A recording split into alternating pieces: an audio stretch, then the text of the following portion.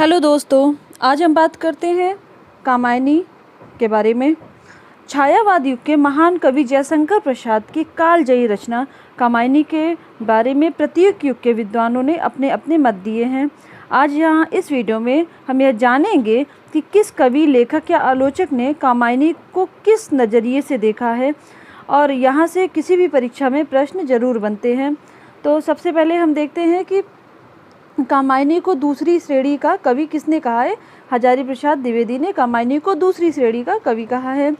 कामायनी विराट सामंजस्य की सनातन गाथा है। यह किसका कथन है? यह विशंभर मानव का कथन है कि कामायनी विराट सामंजस्य की सनातन गाथा है। कामायनी वर्तमान हिंदी कविता में दुर्लभ कृति है।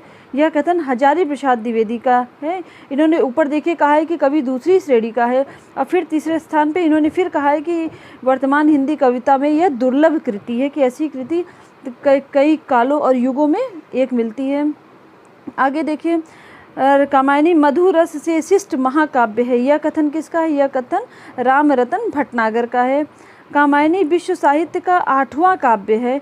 यह कथन है श्याम नारायण का। कामायनी को मधुचर्या कहकर निंदा किसने किया है? कामायनी को मधुचर्या कहकर निंदा डॉक्टर रामचंद्र शुक्ल ने किया है। आगे हम देखते हैं, कामायनी एक रूपक काव्य है। कामायनी क्या है? एक रूपक है। यह कथन किसका है? डॉक्टर नगेंद्र का है। कामायनी को उन्होंने रूपक कहा है। कामायनी रहस्यवाद का पहला महाकाव्य है। यह कथन निराला का है। पंत ने, प्रकृति के सुकुमार कवि पंत ने देखिए क्या कहा है। उन्होंने कहा है कामायनी ताजमहल के समान है। ताजमहल के समान, यह कथन पंत ने कहा है। कामायनी मानवता का रसात्मक काव्य है। यह कथन है डॉक्टर रामचंद्र शुक्ल का।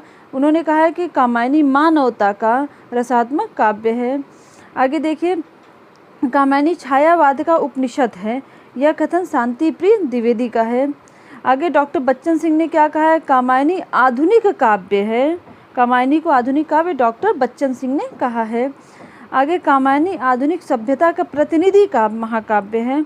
यह कथन है डॉक्टर नामवर सिंह का। इन्होंने कहा कामायनी आधुनिक सभ्यता का प्रतिनिधि काव्य है। आगे हम देखते हैं,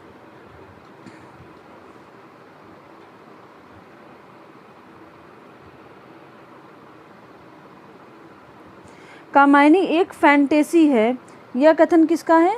कामायनी एक फैंटेसी है। यह कथन है मुक्ति बोध का। कामायनी एक असफल कृति है। यह कथन है इंद्रनाथ मदान का।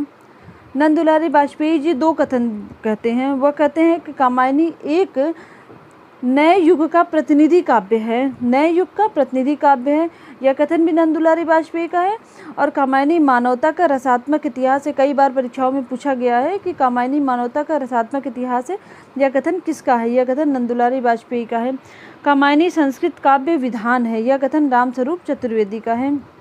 आगे, कामायनी मानव चेतना के विकास का महाकाव्य है। यह कथन डॉक्टर नगेंद्र का है। यह एक आर्ष ग्रंथ है। उन्होंने कामायनी को आर्ष ग्रंथ की संज्ञा किसने दिया है? डॉक्टर नगेंद्र ने दिया है।